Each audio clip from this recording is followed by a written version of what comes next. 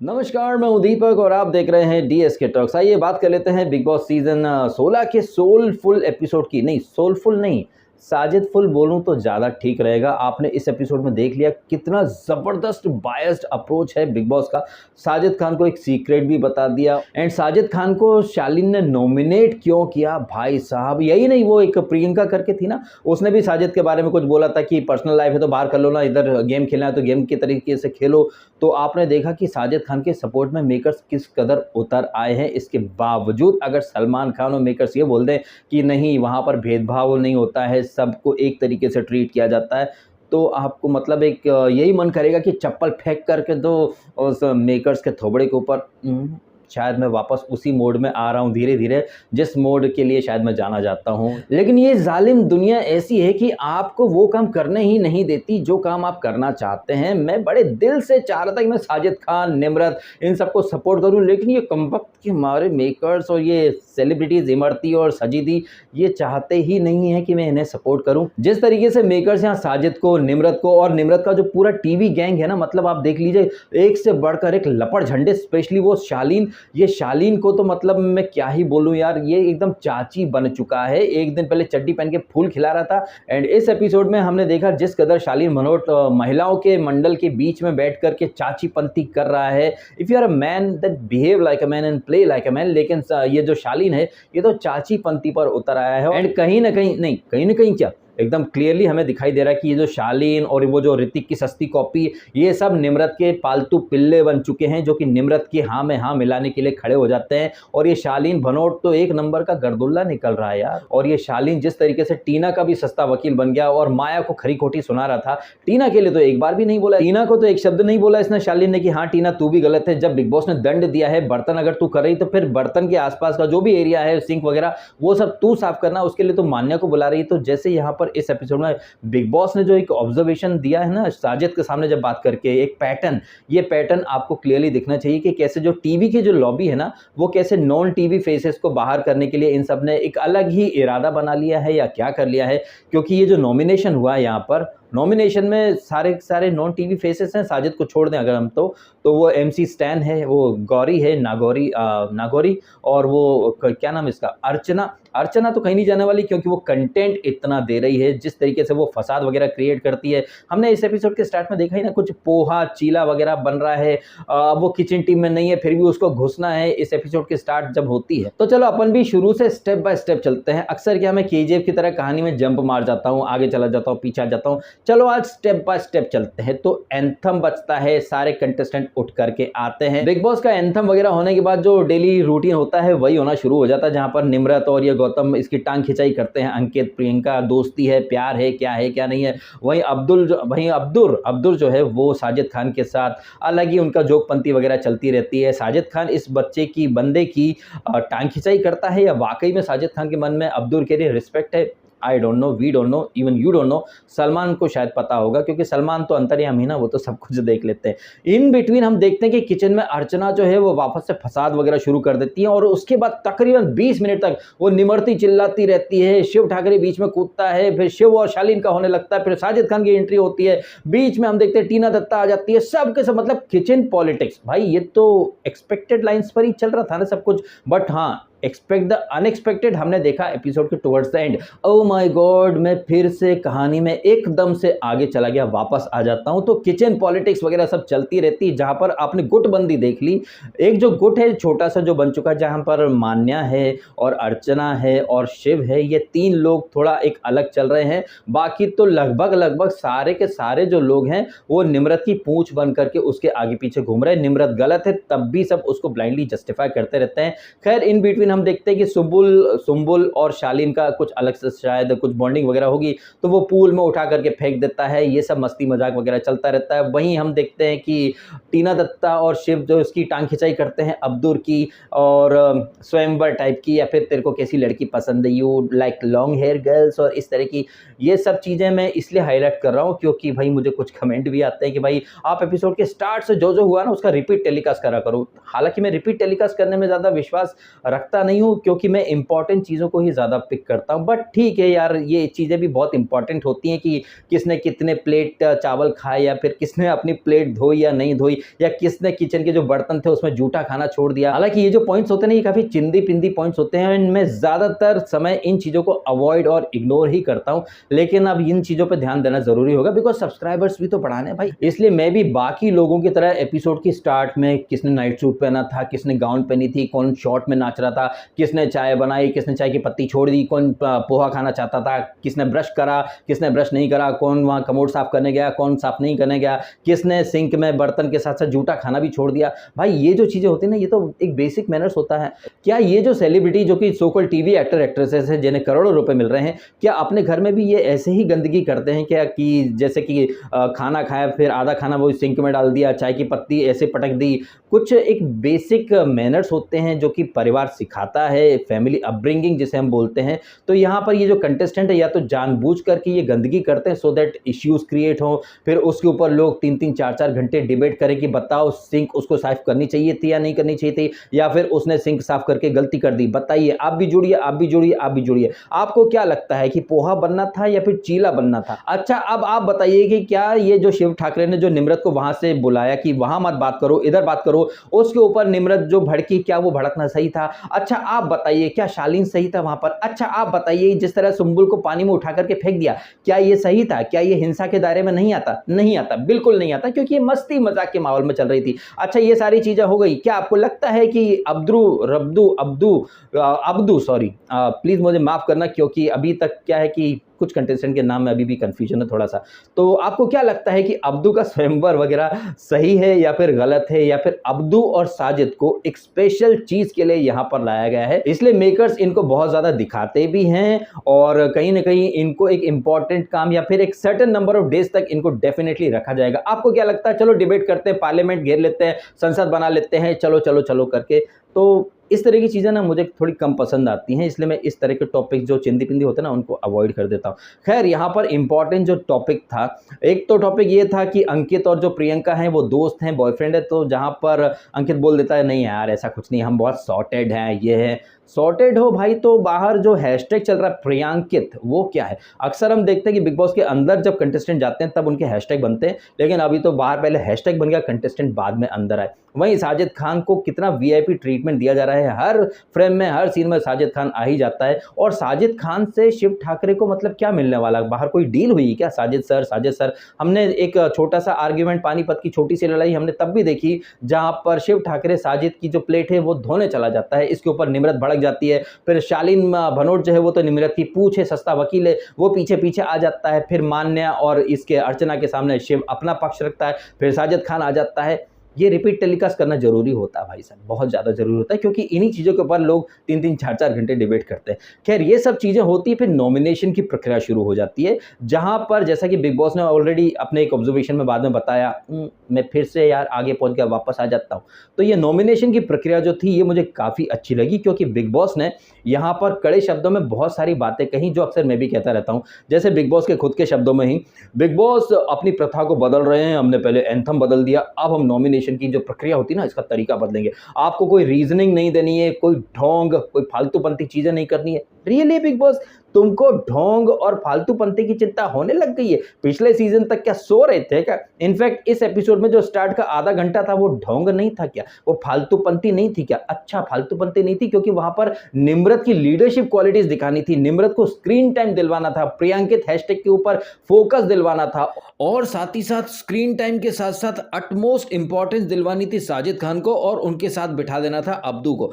Abdu बेचारा भी साजिद खान के साथ बैठ करके सोचता होगा भाई कहाँ फंस गया, जबकि अब्दू का जो क्यूट वाला जो पार्ट है ना, जैसे वो मेडिटेशन कर रहा था झाड़ू पकड़ के, उसकी क्यूट फनी स्माइल, बहुत इनोसेंट बंदा है यार। मैं तो समझ रहा हूँ कि क्यूटनेस का झरना, इनोसेंट, प्योर सोल, ये सारे टैग्स ना उस फुद्दू फैटरीना के लिए नहीं बने हैं, ये टैग्स आई थिंक अब्दू के लिए बने हैं। बंदा वाकई में जेन्युइन है, डिसेंट है, और जिस तरह से लड़कियां उसके ऊपर फिदा थी, वो कितना शर्मा रहा था, no no bro, no bro, no bro, no bro, बहुत अच्छा लगा ब्रो। हालांकि ब्रो से याद है वो एमसी सैटन, वो बेचारा जबरदस्ती में धरी धार पर निकल जाएगा शायद, ऐसा लग रहा है। हालांकि देखते हैं भाई, ये बात मैं इसलिए बोल रहा हूँ क्योंकि वो बंदा जो है वो बेचारा नॉमिनेशन में आ गया है, हर कोई ने इजी टारगेट बना लिया था उस बेचारे को। अरे मैं फिर से आगे पहुंच गया, हाँ वापस आता हूँ। एनीवे यहाँ पर जब नॉमिनेशन प्रक्रिया शुरू होती है तो एक फायर आर्टिस्ट आता है एंड जो कंटेस्टेंट है उन्हें आगे बढ़ना है और एक जो कुछ प्लेटफॉर्म टाइप का कुछ था, रस्सी जैसा वहाँ लटक रहा था, उसमें 2 तस्वीरें टांग दो, फिर वो जो फायर आर्टिस्ट है वो मुंह में पेट्रोल वगैरह कुछ भरेगा, फिर फूंक मार देगा तो वो तस्वीरें जल जाएंगी। अब यहाँ पर चूंकि निम्रत जो है वो कैप्टन है तो वो बाय डिफॉल्ट सेव हो गई हैं। हालांकि निम्रत ने कोई कैप्टनसी में अपना करिश्मा नहीं दिखाया है, बिग बॉस उनको 2 बार झाड़ चुका है, इसके बावजूद वो इम्यून हो जाती है। मतलब क्या है कि भैया ना वो नॉमिनेशन में जाएंगी और ना ही वोटिंग वगैरह का लफड़ा होगा। इतना सुनते ही निम्रत के एक्सप्रेशन देखने थे आपको, छोटी सरदारनी वाले मोड में चली गई थी वो। वाहेगुरु जी द खालसा वाहेगुरु जी द फतेह, वाह वाह वाह, बचा लिया। हाँ, जैसे हमें तो पता ही नहीं है कि तुम यहाँ पर 10-15 वीक तक तो वैसे भी हो, तो तुमको तो वैसे भी फर्क नहीं पड़ता, तुमको तो वैसे भी नहीं निकालेंगे बिग बॉस, निकालना होता तो तुमको कैप्टन ही क्यों बनाते हैं, तुमको सबसे पहले भेज दिया है और सबसे पहले आई हो, सबसे एंड में बाहर जाओगी ट्रॉफी लेकर के। ये बात देश का बच्चा बच्चा जानता है, ठीक है। तो यहाँ पर निम्रत को एक अधिकार और मिलता है कि वो किन्हीं 2 लोगों को नॉमिनेट कर सकती है। तो हम जानते हैं कि निम्रत का 36 का आंकड़ा है इससे अर्चना से, और मॉर्निंग में 36 का आंकड़ा शिव से भी हो गया, तो शिव और अर्चना पहली फुर्सत में सीधे सीधे नॉमिनेट हो जाते हैं। उसके बाद सारे कंटेस्टेंट आते रहते हैं, जाते रहते हैं, आते रहते हैं, जाते रहते हैं। शालीन जो रहता है वो अब्दू और साजिद दोनों का नाम लेता है, साजिद के गुर्दे छिल जाते हैं, और फिर जब अब्दू का नंबर आता है तो वो भी शालीन का नाम लेता है और किसी एक का नाम लेता है। अब मुझे ये याद नहीं है कि किसने किसका नाम दिया, किसने किसका नाम लिया, लेकिन ये जो 4-5 लोग हैं, जैसे कि ये MC स्टैन, उसका सबसे ज्यादा नाम लिया, गौरी नागौरी उसका नाम भी सबसे ज्यादा लोगों ने लिया, और साजिद का नाम भी कुछ लोगों ने लिया, और कौन है यार, आप ये स्क्रीन पर देख लीजिए यार, ये कौन कौन लोग नॉमिनेटेड है जिनके लिए वोटिंग लाइंस ओपन हो चुकी हैं। जैसे वोट करना है वो करे, जैसे अपना टाइम पैसा एनर्जी और डेटा बचाना है वो बिल्कुल वोट ना करें, क्योंकि वोटिंग से हार्डली कुछ फर्क पड़ता है। मेकर्स को जिन्हें निकालना है उन्हें वैसे भी निकाल देंगे, और जिन्हें बचाना है उन्हें वो किसी भी कीमत पर बचा ही लेंगे। जैसे कि साजिद खान जो कि इंडस्ट्री में काफ़ी सालों से है, उसे अच्छे से पता है कि वो तो कहीं बाहर जाने वाला है नहीं, वो तो ग्रैंड प्रीमियर नाइट में ही बोल के आया था कि वो तो फाइनल तक टिकने वाला है, तो गुर्दे छिलने की तो कहीं कोई ज़रूरत थी नहीं ना साजिद के, लेकिन साजिद के गुर्दे फिर भी छिल गए। फिर बाद में वो क्लैरिफिकेशन वगैरह मांगता है इससे शालीन भनोट से, और शालीन भनोट जो कि ग्रैंड प्रीमियर नाइट में बड़ी बड़ी बात कर रहा था, यहाँ पर कितना शुगर कोटिंग अंदाज में बातें कर रहा था, जिसको कि बिग बॉस ने पकड़ भी लिया था कि जब अरे मैं फिर से आगे पहुँच गया यार, वापस आ जाता हूँ। तो यहाँ पर शालीन जो था वो घुमा फिरा कर बातें कर रहा था कि साजिद सर आप तो वैसे भी नहीं जाने वाले हो। साजिद और शालीन ने शो में अंदर आने से पहले बाहर कुछ बातें की होंगी, तो यहाँ पर जब शालीन कहता है कि साजिद सर मैंने आपसे शो में आने से पहले जब बात करी थी, वो रिस्पेक्ट है, लेकिन आप वैसे भी कहीं नहीं जाने वाले हो, तो मैं मान्या को एक अपॉर्चुनिटी दूँ ना, सो दैट ये एक मर्सिडीज ले सके,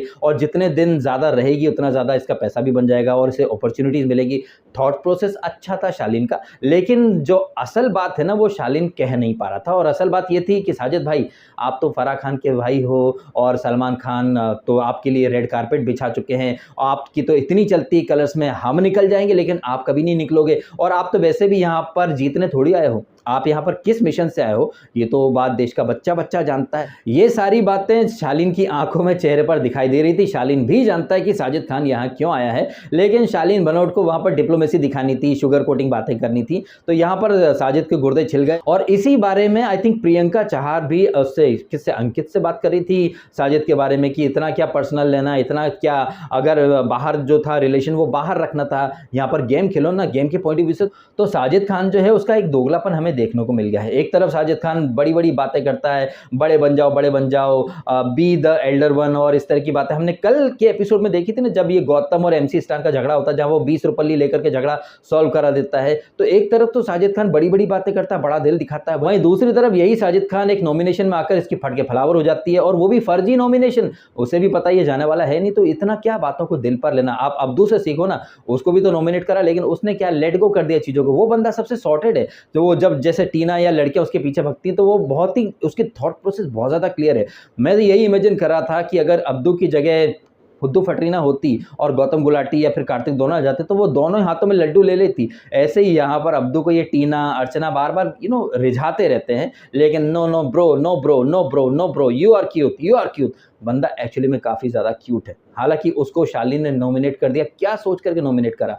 क्या तू अब्दू से डर गया क्या? नहीं, तू नहीं डरा, लेकिन तू अपने जो गैंग के लोग हैं ना उनका नाम नहीं लेगा शालीन भनोट। हालांकि मेरे कुछ दोस्त हैं मीरा रोड में, वो शालीन को जानते हैं, इस वजह से मैं शालीन को ज़्यादा रोस्ट वगैरह करना चाहता हूँ नहीं, लेकिन ये शालीन भनोट ऐसा दोगलापन दिखा रहा ना कि आई थिंक सीजन खत्म होते हो तो 2-4 गाली तो वो सुन ही लेगा मेरे मुंह से। हालांकि मैं देना नहीं चाहता because it's a soulful season, तो very soulful reviews I want to do. Anyway ये नॉमिनेशन के आफ्टर इफेक्ट चलते रहते हैं। फिर हम देखते हैं कि बिग बॉस कैसे कंटेस्टेंट को बार बार बुलाता है। वो कंटेस्टेंट को बुला नहीं रहता बिग बॉस, एक्चुअली में क्या है कि साजिद खान के लिए मामला फिट कर रहा था बिग बॉस, और साजिद खान को सीक्रेट भी बताया। और साजिद खान को किसने नॉमिनेट करा था? शालीन ने। शालीन, तुम इंसानों के बारे में, स्पेशली जो कंटेस्टेंट हैं उनके बारे में ओपिनियन क्या है? जैसे अर्चना लाउड है या फिर और भी कंटेस्टेंट, शिव के लिए बॉडी बिल्डर बोल दिया उसको, बॉडी बिल्डर तो शालीन तुम भी हो ना, तो तुम अपने ऊपर भी ये लॉजिक एप्लीकेबल करो। तो यहाँ पर बिग बॉस की जो कॉन्वर्सेशन थी ना, चाहे वो कन्फेशन रूम के अंदर जो कंटेस्टेंट हो उन्हें उन्हीं के जाल में फंसाना, या फिर वो जो नॉमिनेशन के टाइम पर सॉरी सॉरी सॉरी, कौन कौन थी वो 3 त्रिदेवियां, मान्या, सौंदर्या और टीना, ये बड़ा महान बनना चाहती थी। सॉरी आपको नॉमिनेट करना पड़ा, सॉरी सॉरी सॉरी, ये सॉरी इन पर भारी पड़ गया और इन तीनों को घर का सारा काम करना पड़ेगा। अब जिस तरीके से बिग बॉस ने बोला कि घर का सारा काम करना पड़ेगा, तो घर के सारे काम में तो सब आते हैं भाई, एक किचन भी साफ करना, सिंक भी साफ करना, टॉयलेट भी साफ करना। अब यहाँ पर ये लोग अपने हिसाब से घर का काम, मतलब हम घर का काम करेंगे, तुम्हारा काम नहीं करेंगे। तुम्हारे काम से मतलब तुमने बर्तन रख दिए तुम धो। ये जो बर्तन भांडे का जो लफड़ा हर सीजन में रहता है, सिंपल सी बात है भाई, आपने जो खाना खाया है एटलीस्ट अपने बर्तन तो धो जाओ, प्लेट, ग्लास, चम्मच, कप वगैरह जो हो, जो कुछ भी आपने अपने पर्सनल यूज के लिए इस्तेमाल किया है आप वो धो दो। और वो बर्तन जिनमें खाना वगैरह बनता है वो बर्तन वो पर्टिकुलर बंदा धो देगा, तो काम का बंटवारा हो जाता है और सामने वाले को थोड़ा रिलैक्स मिल जाता है। लेकिन ये करोड़ों कमाने वाले सेलिब्रिटीज है, अब ये मुझे लग रहा है ये लोग ना टॉयलेट करने के बाद शायद अपना पिछवाड़ा भी किसी और से धुलवाते होंगे, क्योंकि इतने लेजी बफेलोज हैं ये सारे के सारे गर्दोले सेलिब्रिटीज। तो यहाँ पर टीना, सौंदर्या और मान्या को महान बनने की कीमत चुकानी पड़ गई। बट यहाँ पर बिग बॉस का ये वाला अंदाज मुझे काफी अच्छा लगा। आई होप कि बिग बॉस ये अंदाज, ये तेवर पूरे सीजन में बरकरार रखें। एंड फिर तो प्रियंका, शालीन और साजिद को भी बुलाया गया अंदर, और साजिद को तो मतलब कहीं ना कहीं बिग बॉस ने डायरेक्ट बता दिया कि तुम्हारे बारे में ऐसा ऐसा बोला जा रहा है, ये है वो, तो इंटरेस्टेड ही नहीं है। और साजिद खान कैसी एक्टिंग कर रहा था, बिग बॉस अगर मैं इंटरेस्टेड नहीं होता तो यहाँ क्यों आता? बात में तो दम है तुम्हारी, तुम यहाँ क्यों आए हो? हमको सबको पता है तुम अपनी इमेज साफ करवाने आए हो, और तुम ये साजिद खान जो बड़ी बड़ी बातें कर रहा है कि यार वो लड़की है उससे सॉरी बोल दे, लड़की सॉरी बोल दे। साजिद खान, जिन लड़कियों को तुमने हैरेस किया या जिन लड़कियों का तुमने शोषण किया, क्या तुमने कभी उनसे सॉरी बोला है? तुमने नहीं बोला होगा। लेकिन यहाँ पर महान बनने की एक्टिंग करा। शिव, तूने निम्रत से ऐसा कैसे बोला, वो लड़की सॉरी बोल दे? अच्छा, एक तरफ तो कहते हैं कि बिग बॉस में लड़का लड़की का भेदभाव नहीं होता, सब इक्वल है, लेकिन शिव लड़की से तूने ऊंची आवाज में बात क्यों करी? सॉरी बोल। तो साजिद खान सबसे पहले तुम सॉरी बोल दो, जिन जिन लड़कियों को तुमने हैरेस किया है या फिर शोषण वगैरह किया है। तो सबसे पहले ये जो सॉरी का जो फंडा है ना वो खुद के ऊपर लागू करो, उसके बाद दुनिया को ज्ञान दो। साजिद उर्फ मोटे गेंडे खान। फिर ये सब चीजें होने के बाद खाम खा का वो लफड़ा होता है। टीना मैडम बोलती है किचन में ये गंदगी पड़ी है, मैं नहीं साफ करूंगी। ओ माय गॉड, मैं साफ नहीं करूंगी। मान्या तुम आओ, बिकॉज तुम कमोड साफ करिए तो तुम एक्सपर्ट हो। अच्छा, वो बेचारी ऑटो वाले की बेटी, तो मतलब तुमने क्या समझ रखा है उसको है? और तुम्हारे सारे टीवी के जो गैंग के सारे लपड़ झंडे लोग हैं सब उसका, टीना का और निम्रत का साथ दे रहे हैं। मतलब ये तो गजब दोगलापन है। किसी ने भी टीना को नहीं बोला कि टीना अगर तुम बर्तन धो रही हो और सिंक में अगर कुछ फंसा है तो इट्स योर ड्यूटी ना, तुम उसके लिए किसी और को बुलाओगी। और अगर यहाँ पर इसका मान्या का सपोर्ट करती है प्रियंका, तो वो गौतम के गुर्दे छिल जाते हैं। फिर वो भी बेगानी शादी में अब्दुल्ला दीवाना बन के कूद जाता है और इसको प्रियंका को बोल रहा था कि तेरे को क्या मतलब है, ऊंचा आवाज में बात मत कर। अबे गेंडे, तूने भी तो कल रात में वो एमसी स्टैन को जबरदस्ती घसीट लिया था। तो मतलब ये कंटेस्टेंट आप देख लीजिए, एक दिन पहले खुद वो ब्लंडर करते हैं, फिर अगली मॉर्निंग यही ब्लंडर करने वाले कंटेस्टेंट दूसरे कंटेस्टेंट को ज्ञान देते हैं कि देख देख ऐसा मत कर, ऐसा मत कर। कितना आग बबूला हो रहे थे ये प्रियंका। हालांकि प्रियंका के पॉइंट काफी अच्छे थे। एक तो क्या कि बेचारी को बिग बॉस ने झाड़ के रख दिया कि प्रियंका आप दुनिया को इतना ज्ञान देती हो, थोड़ा ज्ञान खुद पर भी लागू कर लो ना, दूसरों को ज्ञान मत दो। क्या आप में कमी है जो हमने आपको यहाँ बुलाया? और वैसे साजिद के बारे में क्या बोल रही थी? ओ भाई, साजिद के बारे में कोई कुछ भी बोलेगा तो बिग बॉस तुरंत, वो शोले पिक्चर का जासूस था ना, हथियार जेल में आ चुका है। तो यहाँ पर बिग बॉस जो है वो बिग बॉस कम साजिद का खबरिया जासूस ज्यादा लग रहा है। खैर एंड में ये प्रियंका, गौतम, इनका कुछ जो मतभेद होते हैं वो दूर हो जाते हैं और सोने चले जाते हैं। उसके पहले ये रैपिंग वगैरह चलती रहती है, जहाँ पर सुम्बुल अपने पिताजी की लिखी कविता भी सुनाती है। और वो एमसी स्टैन अपने गले में यार करोड़ों की मर्सिडीज डाले घूम रहा। भाई साहब, टीना दत्ता के वहाँ डायलॉग सही थे यार, ये गजब है यार। मतलब हम तुमको किडनैप कर लेते हैं, तुम्हारी ये लॉकेट वगैरह जो भी है ये करोड़ों के हैं, तो तू यहाँ बिग बॉस में क्या कर रहा भाई? एमसी स्टैन गलत फंस गया यार वहाँ पर। एक तो वो बंदा सीधा है और वो गौरी नगोरी, उन्होंने बेली डांस भी करा। मैडम अगर ये बेली डांस आप पहले कर लेती ना टी शर्ट ऊपर करके, तो शायद ये लोग आपको नॉमिनेट नहीं करते। बट एनीवे ये गौरी नगौरी और एमसी स्टान ये दोनों भी नॉमिनेशन में आ चुके हैं। देखते हैं भाई ये बचते हैं या फिर निकल जाते हैं, या फिर मेकर्स कुछ नया ट्विस्ट लेकर के आते हैं। वो ट्विस्ट क्या? No elimination. हालांकि ये सिर्फ एक संभावना है, अंदाजा है, क्योंकि होगा तो वही जो बिग बॉस चाहते हैं और हम लोग कुछ एक्सपेक्ट करें, फिर बाद में मेकर्स बोल देंगे नहीं नहीं नहीं, एक्सपेक्ट द अनएक्सपेक्टेड, और फिर बाद में वही चीज कर दो जो हमने एक्सपेक्ट की थी। तो भाई ये तो मतलब हमारा ही काट देंगे ना मेकर्स कहीं ना कहीं। हमको बोलेंगे इधर पर कान पकड़ो, हम इधर पकड़ेंगे, बोलेंगे नहीं वहां पकड़ो, फिर इधर पकड़ा देंगे। तो मतलब ये मेकर्स कुछ भी कर सकते हैं। तो ये रहा है इस एपिसोड का ताना बाना। अब आप कमेंट करके बताइएगा कि आपको नहीं लग रहा कि निम्रत एंड उसकी जो पूरी टीवी गैंग है ये साले सब के सब भेड़ चाल में चलने वाले लोग बन चुके हैं। और निम्रत या टीना कितनी भी गलत जाए, ये शालीन और वो अंकित वो तो किसी में है ही नहीं। उसके सामने वो उसकी गर्लफ्रेंड सॉरी फ्रेंड प्रियंका के ऊपर चढ़ रहा था गौतम, और ये अंकित बीच में बस घूम रहा था। उसने हालांकि स्टार्ट में निम्रत और गौतम के सामने बोला भी था, अबे हम कोई गर्लफ्रेंड वगैरह बॉयफ्रेंड नहीं है, हम तो सिर्फ दोस्त है, हमारा झगड़ा होगा बड़ा गंदा होगा। अरे मुंह से बोल तो फूटता नहीं है इस अंकित के, ये स्टैंड वगैरह कहाँ लेगा। शालीन से मेरे को उम्मीद थी कि शालीन सही चीज का स्टैंड लेगा, लेकिन वो नहीं ले पा रहा है। लेकिन शालीन और सुम्बुल का एक अलग ही बॉन्डिंग चल रही है। जहाँ सुम्बुल ने उठा लिया था उसको यार 80-85 किलो के सांड, उसको सांड बोल दिया यार, फिर से बॉडी शेमिंग एनिमल शेमिंग हो गई, इसको शालीन भनोट को उठा लिया था। तो आप कमेंट करके ज़रूर बताइएगा कि आपको नहीं लग रहा कि शालीन और ये निम्रत और ये टीना इनका दोगलापन कुछ ज़्यादा ही चल रहा है। कमेंट करें आप भी आपके ओपिनियन। वीडियो यदि आपको अच्छा लगा तो इसे लाइक अवश्य कीजिएगा एंड कीजिएगा चैनल को सब्सक्राइब यदि आपने नहीं किया तो। आपने समय निकाला वीडियो देखा, आपका बहुत बहुत धन्यवाद। Thank you so much.